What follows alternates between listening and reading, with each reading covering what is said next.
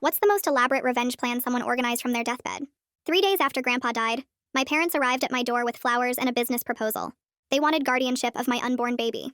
Turns out Grandpa had left behind a trust fund that paid $100,000 a year to whoever raised his great-grandchildren. My parents were claiming if I gave guardianship to them, we could all have access to it. It's a win-win, they smiled sweetly. They left after I told them I needed time to think. They waited exactly 3 days before going nuclear. I was making breakfast when Mom called crying, "The cancer is back at stage 4. Treatment is $80,000 a year and insurance won't cover it." 2 hours later, Annika showed up at my house. She snuck in using the spare key and put her hands on my belly before I could react. "I had to go through 7 years of pain," she whispered, her fingers spreading across my skin like she was claiming territory. 7 years of needles and failure and empty cribs. She swore that with the trust fund, she would give my baby everything I was stressed about.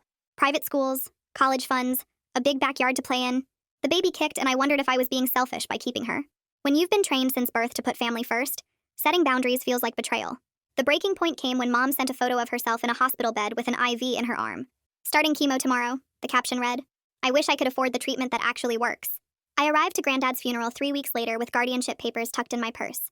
But as the last hymn ended and the funeral director cleared his throat, everything changed. He announced that our grandfather had left specific instructions for this moment. Suddenly, the screen behind the casket came to life, and there was a recording of Grandpa, propped up in his hospital bed and staring directly at the camera. "If my daughter Evelyn is perking up right now thinking this is about trust distributions," he said, and Mom's eager face shifted to confusion, "then everything is going according to plan. What none of you know," Grandpa continued, "is that I've been recording every conversation in my hospital room for the last 6 months, because I needed evidence." Mom started to stand. "This is ridiculous. Evelyn, sit down. Yes, you. I know you're standing right now about to claim I was senile." She froze mid-stand, then slowly sank back down. "You told my granddaughter your cancer returned. Stage 4, right? Experimental treatment that costs exactly what the trust pays annually? Creative math." Mom was frantically scrolling through her phone while Dad tried to grab it to see the documents himself. "Wesley, are you still claiming you're losing the house?" Dad spun toward the screen.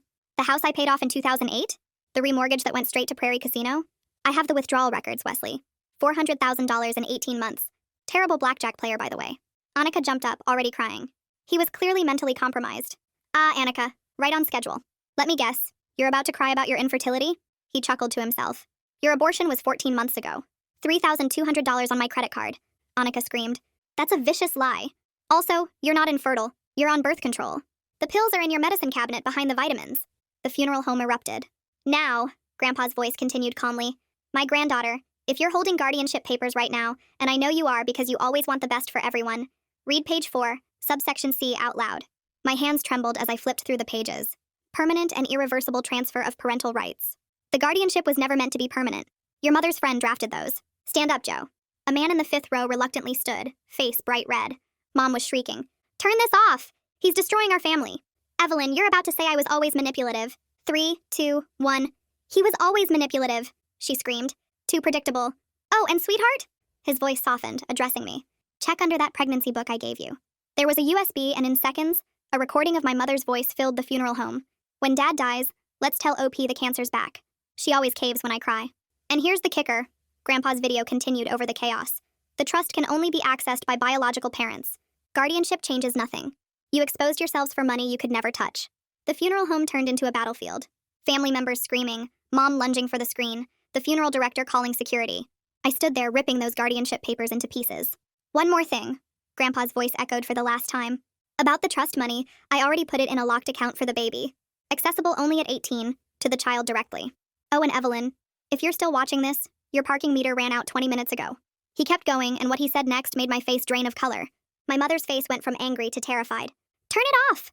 she screamed. "She doesn't need to know." And after I found out, I was ready to destroy them in the same way they destroyed me, but worse. The screen flickered and Grandpa's face got serious as he pulled out a stack of bank statements. "Your mother has been stealing from your college fund since you turned 16. My legs went weak as the screen showed withdrawal after withdrawal from the account Grandma had set up for my education. Mom's hands were shaking as she grabbed Dad's arm and tried to pull him toward the exit. The funeral director moved to unplug the projector, but the cord was locked in a metal box with a timer that wouldn't open for another 10 minutes. $47,000 over 6 years. Grandpa's voice continued while the screen showed receipts from designer stores and luxury spas. Mom lunged at the screen screaming that the papers were fake, but the funeral director stepped in front of her with his arms spread wide. 2 security guards rushed in through the side door as Dad knocked over 3 huge flower arrangements trying to reach the USB drive on the podium. White roses and lilies scattered across the floor while people jumped back to avoid getting hit. The screen changed to show credit card applications, and my stomach dropped when I saw my own signature on documents I'd never seen before. Your mother opened 12 credit cards in your name when you turned 18, Grandpa explained calmly. The applications showed my social security number and birth date, but addresses I'd never lived at. Currently $30,000 in debt that you don't even know exists. My hands were frozen at my sides as relatives started shouting and pointing at Mom.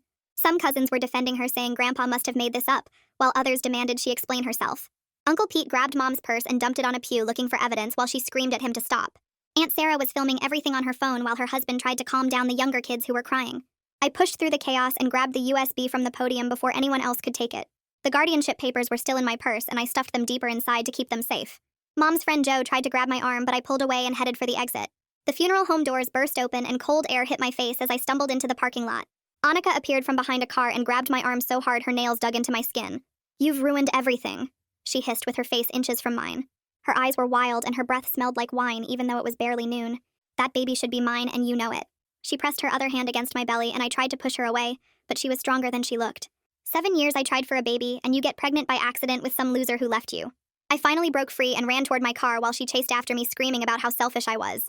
My hands fumbled with the keys as she caught up and started pounding on the driver's side window. Other funeral guests were pouring out of the building, and some started filming while others tried to pull Annika away from my car. She was kicking the door and screaming that I stole her life while mascara ran down her face in black streams. 2 men finally dragged her back and I peeled out of the parking lot with my heart racing. That night, I sat on my apartment floor with my laptop playing the USB Grandpa had left. The first video showed Mom and Dad in Grandpa's hospital room thinking he was asleep. "When he dies, we tell her the cancer's back," Mom said while checking her phone. "She always believes whatever I say when I cry." Dad laughed and said I was the perfect mark because I wanted their approval so badly. There were dozens of recordings showing them planning every detail of their fake emergencies. One video from 3 months ago showed them practicing Mom's cancer announcement in their kitchen. She rehearsed different ways of crying while Dad timed how long she could hold fake tears. Another recording showed them on the phone with Joe discussing how to make the guardianship papers look legitimate. They talked about me like I was just a bank account they could access whenever they needed money. The worst part started playing, and I had to pause it twice because I couldn't breathe. Mom was laughing with her book club friends about her little ATM machine, who paid for their last vacation. "She actually thinks we're proud of her," Mom giggled while sipping wine. Dad's voice came through on a different recording where he told his golf buddy I was so desperate for love I'd sign anything. "We trained her from birth to put family first," he bragged. "Best investment we ever made." I ran to the bathroom and threw up until there was nothing left in my stomach. Not from the pregnancy, but from finally understanding that every hug and every proud smile had been fake.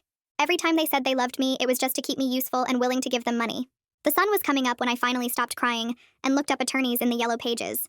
The first one who handled fraud cases answered even though it was only 7 in the morning. I explained about the identity theft and forged documents while she took notes and gasped at each new detail. "Come to my office right now," she said after I finished. I grabbed my purse and drove straight there even though my hands were shaking. So bad I could barely grip the wheel. The attorney's office was in a strip mall between a nail salon and a tax place, and when I walked in, she was already printing forms and making phone calls. She hung up and stared at the USB I handed her, then plugged it into her computer while I sat there watching her face change from professional to shocked to angry. She kept pausing the recordings to write notes, and after 20 minutes, she looked up and told me this was one of the worst family fraud cases she'd seen in 15 years of practice. We spent the next 3 hours at the police station filing reports for identity theft and fraud, while she explained to the officers about the $30,000 in credit card debt Mom had racked up in my name.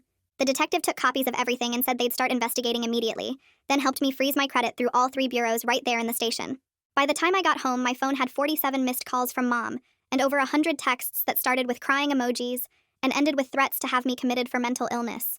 She kept saying the stress was making her cancer worse, and that I was killing her by not helping with treatment costs, even though Grandpa had just proved at the funeral that she never had cancer at all. The texts got worse overnight, with Mom sending pictures of herself looking pale and sick, though I noticed she'd used filters to make herself look worse and claiming she was vomiting blood from the stress I was causing. I turned off my phone, but she started calling my work number, leaving messages with the receptionist that I was having a mental breakdown and needed immediate psychiatric help. My boss pulled me aside the next morning to ask if everything was okay, because my mother had called 6 times before the office even opened, each time with a different emergency about why I needed to be sent home. I showed him some of the texts and explained the situation, and he immediately told security not to let her in the building and to document any attempts she made to enter. That afternoon, I changed my phone number and only gave it to my attorneys and my boss. But within 2 days, Mom had figured out where I lived and started showing up at my apartment complex. She told my neighbors I was mentally unstable and had stolen her life savings while she was dying of cancer, going door to door with fake medical papers she'd printed off the internet. The elderly couple next door stopped talking to me, and the mom with 3 kids started pulling them inside whenever she saw me coming. My apartment manager called me into his office and said Mom had spent 2 hours in there claiming I was dangerous and shouldn't be allowed to live around families with children. He didn't believe her because she kept changing her story about what exactly I'd done, but he suggested I should document everything for legal protection, and maybe consider getting security cameras for my door. I installed a doorbell camera that same day, and within hours it caught Mom trying to slip papers under my door that turned out to be fake psychiatric hold documents she'd downloaded and filled out herself.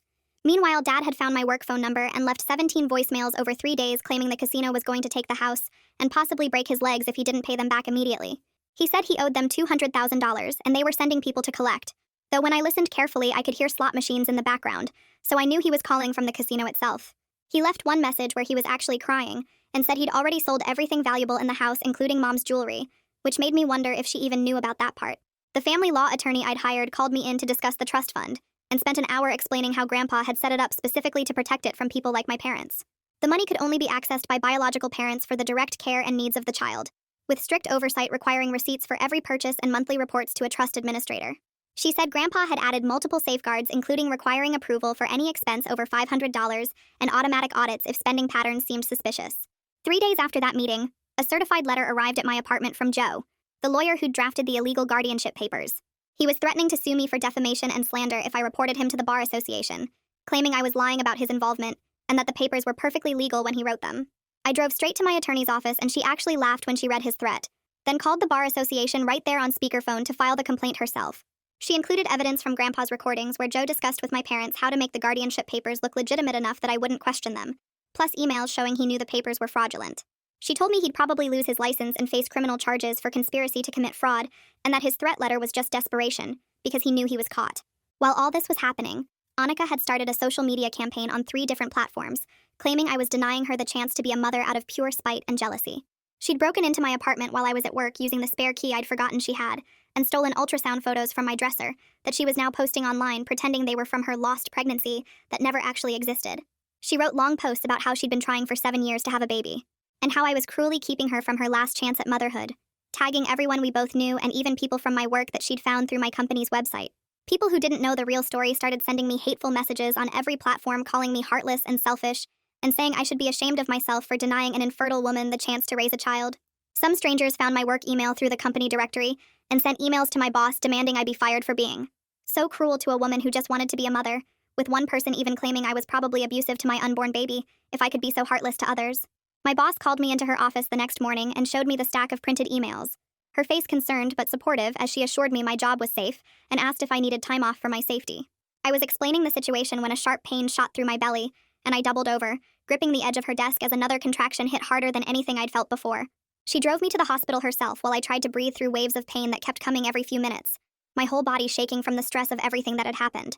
The doctor examined me and immediately put me on monitors, her face serious as she explained that I was having real contractions at only 32 weeks and needed to be admitted for observation.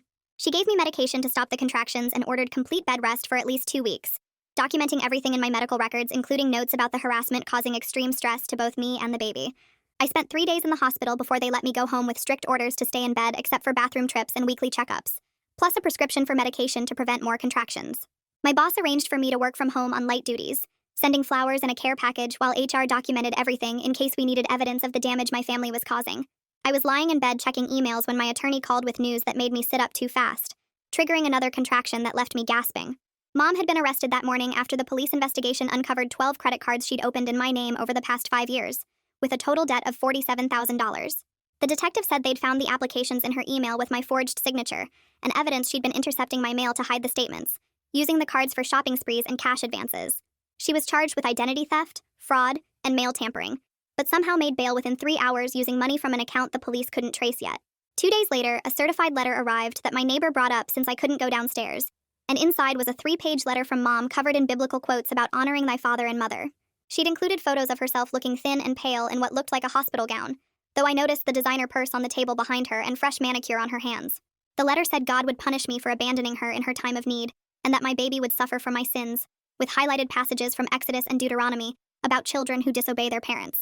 My attorney immediately called the prosecutor to report the bail violation since Mom wasn't supposed to contact me directly or indirectly, and they issued a warrant for her arrest.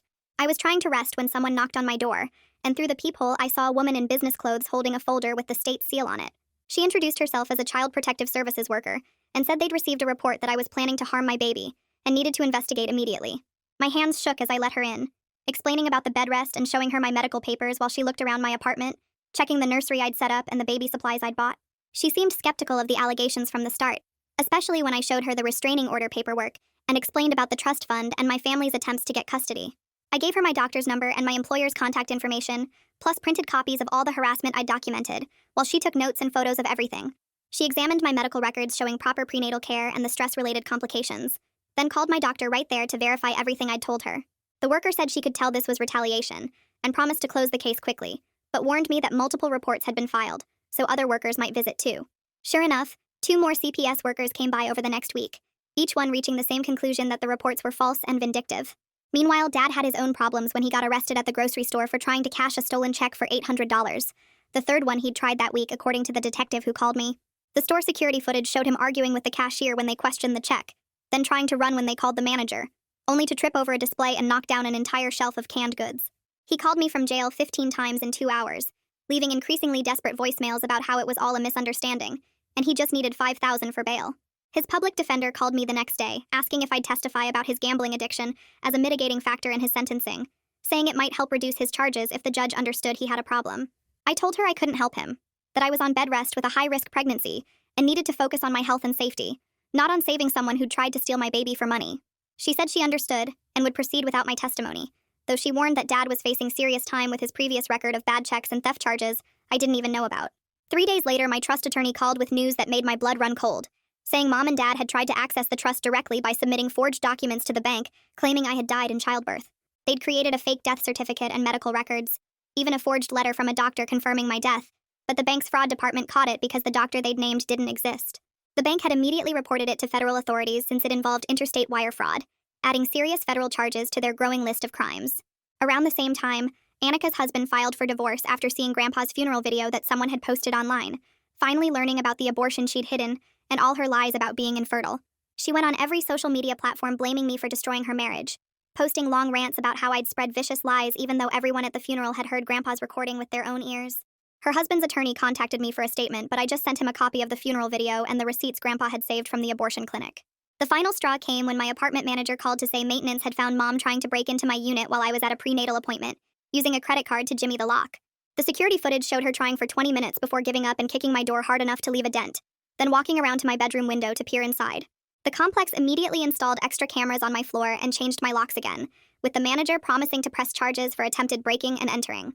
The stress was eating me alive, so I finally made an appointment with a therapist my doctor recommended. She had a small office with too many plants and a box of tissues on every surface, but something about her made me feel safe enough to talk. I told her everything about the funeral video and the guardianship papers, and how Mom had been stealing from my college fund for years.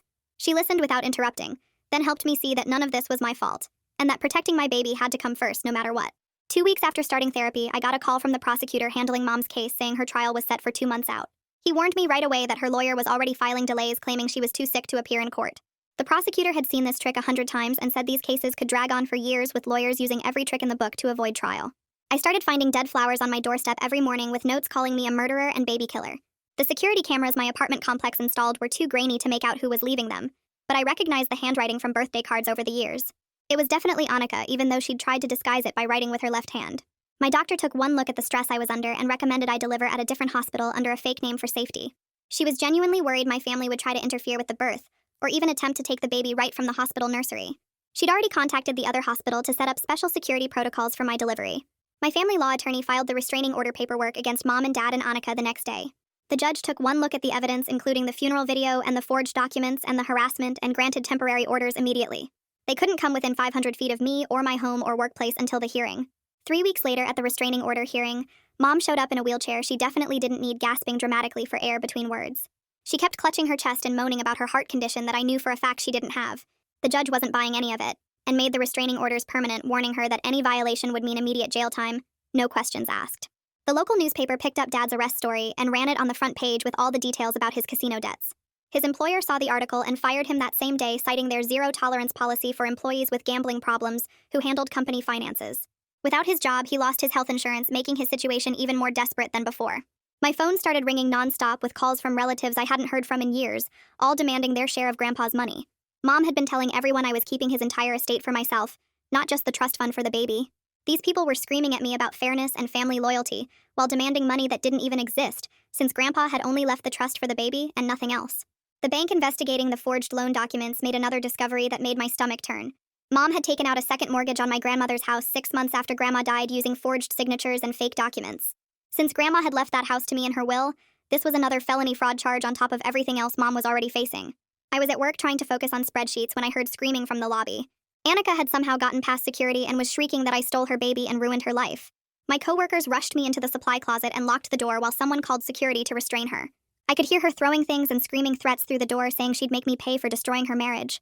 Security finally got her under control, and the police arrested her for violating the restraining order. She kept screaming the whole time they dragged her out that the baby was supposed to be hers, and I had no right to keep what was meant for her. My boss gave me the rest of the week off and offered to let me work from home until things calmed down. The police said Annika would be held without bail until her hearing since she'd proven she couldn't follow court orders. They also increased patrols around my apartment and workplace, though we all knew that wouldn't stop someone really determined to get to me. The therapist helped me work through the guilt I felt about Annika getting arrested, even though she'd brought it on herself. We talked about how I'd been trained since childhood to take responsibility for everyone else's emotions and actions. She pointed out that Annika chose to violate the restraining order and chose to come to my workplace, and that those were her decisions, not mine. Every session helped me get a little stronger and a little better at recognizing that their choices weren't my fault. The prosecutor called to update me on Mom's case, saying her lawyer had filed 3 more delays claiming everything from heart problems to mental incompetence. He was fighting each one, but warned me to prepare for a long legal battle that could take years to fully resolve. 2 weeks into waiting for court dates and dealing with lawyers, the stress hit me like a truck when I woke up with cramping so bad I couldn't stand.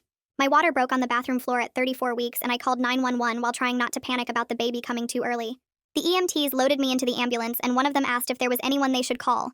But when I explained about the restraining orders and my family trying to steal my baby, they radioed ahead to warn hospital security. The ride felt like forever, with contractions hitting every 3 minutes and me gripping the gurney rails so hard my knuckles went white. They wheeled me straight up to labor and delivery, where the nurses had already been briefed about my situation and promised nobody on the banned list would get near me. 6 hours into labor, a nurse rushed in saying security had caught someone in maintenance coveralls trying to get into my room. They dragged Dad out to the hallway where I could hear him yelling that he had a right to see his grandchild being born. The police showed up within minutes and arrested him for violating the restraining order and criminal trespass, adding more charges to his growing list. My daughter came into the world at 4 pounds, 2 ounces, her cry weak but determined as they whisked her straight to the NICU for monitoring. The next week blurred together with me sitting beside her incubator, watching her tiny chest rise and fall while nurses checked every single visitor against the security list. The NICU had its own keypad entry and cameras everywhere, which made me feel safer knowing nobody could sneak in to see her. On day 3, a nurse showed me her phone where someone had posted my daughter's photo on a fundraising site, claiming to need money for a sick grandchild's medical bills. The photo was from the hospital's newborn photography service that somehow Mom had gotten access to, and people had already donated $8,000 before the site got reported and taken down. The hospital's social worker helped me file reports with the fundraising platforms and document everything for the ongoing legal cases. While we were still in the NICU, the CPS worker called to say they were closing their investigation after finding 0 evidence to support the claims against me. She actually wrote in her report that the allegations appeared to be clear retaliation for me refusing to give up custody, and she recommended I keep all protective orders in place. When it was finally time to take my daughter home, hospital security walked us out through the loading dock area, while another guard watched the main entrance for any of my family members.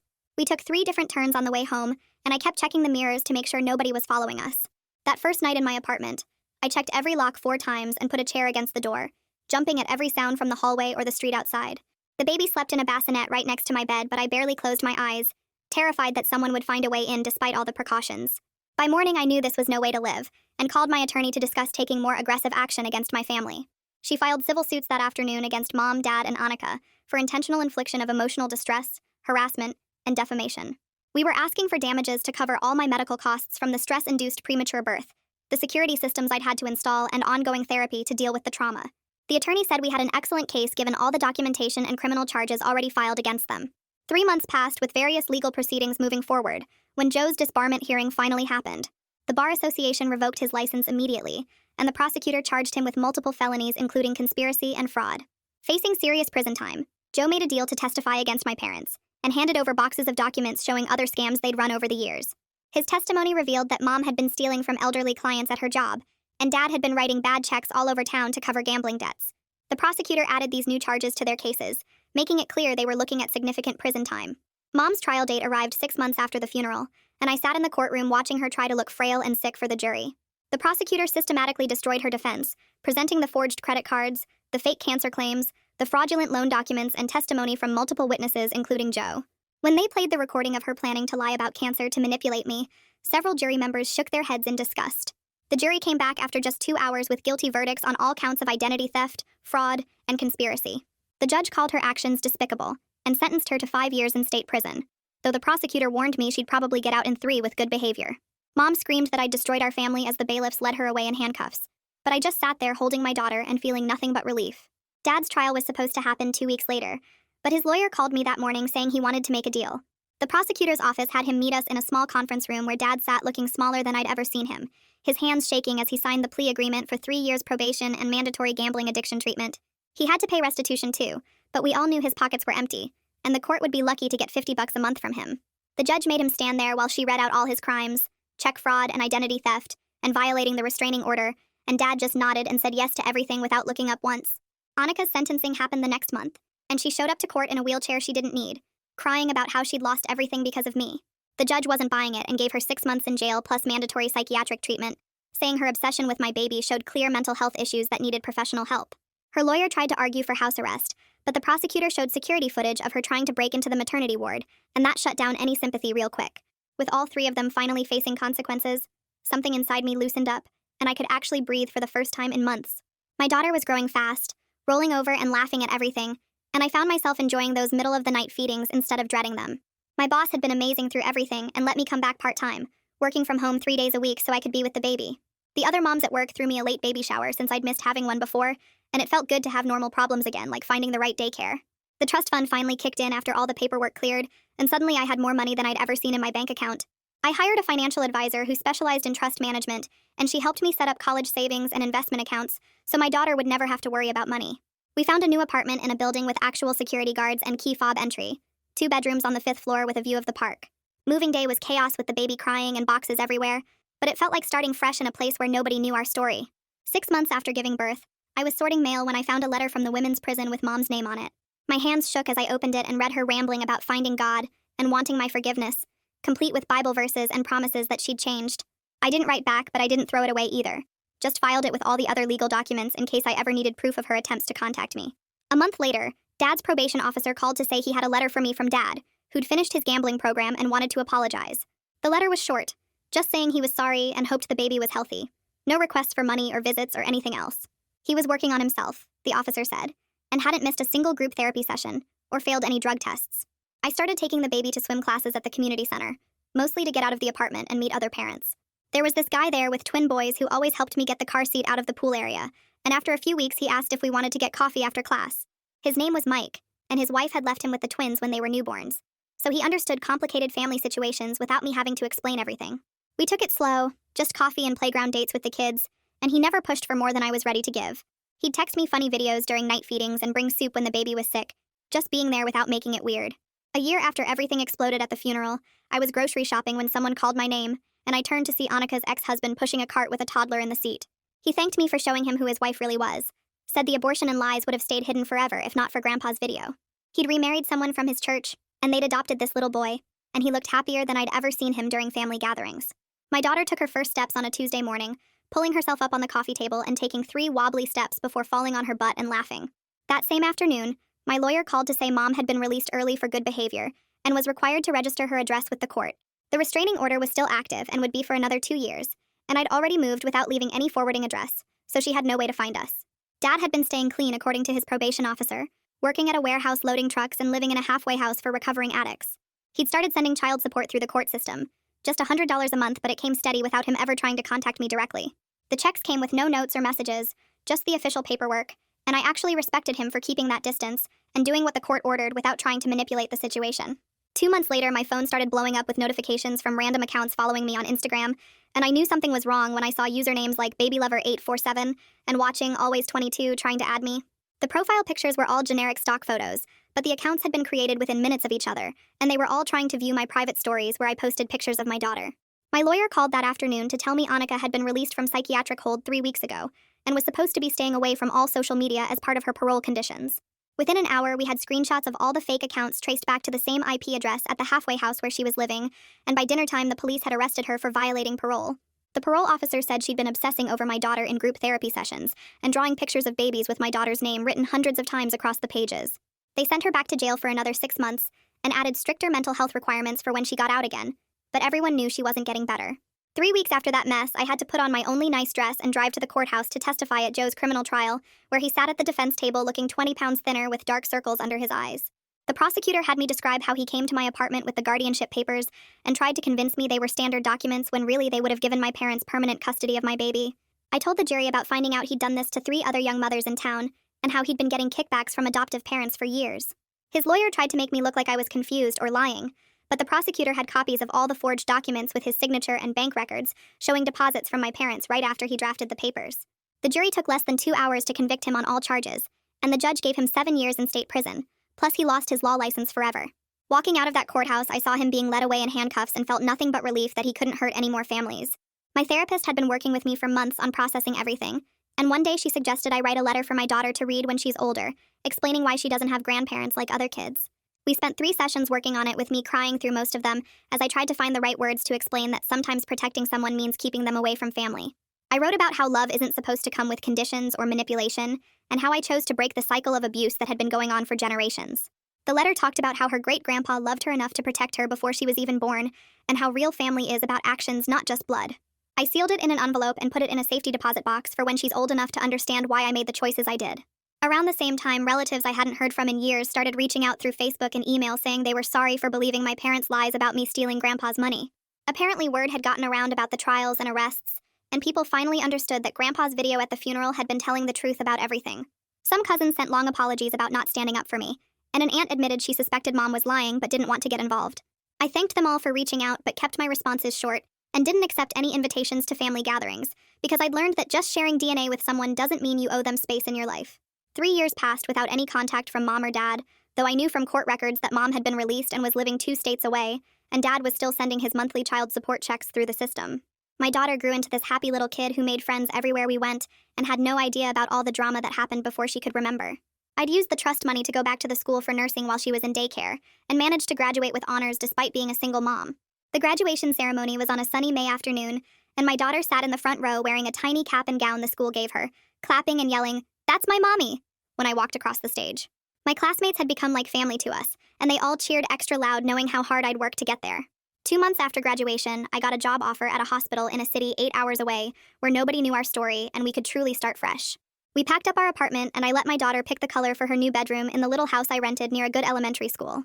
She started preschool that fall and came home every day chattering about her new friends and her teacher, and the class hamster named Mr. Whiskers. Watching her play on the swings in our backyard one evening while the sun set behind the trees, I thought about everything Grandpa had done to protect us, and realized his greatest gift wasn't the money in that trust fund.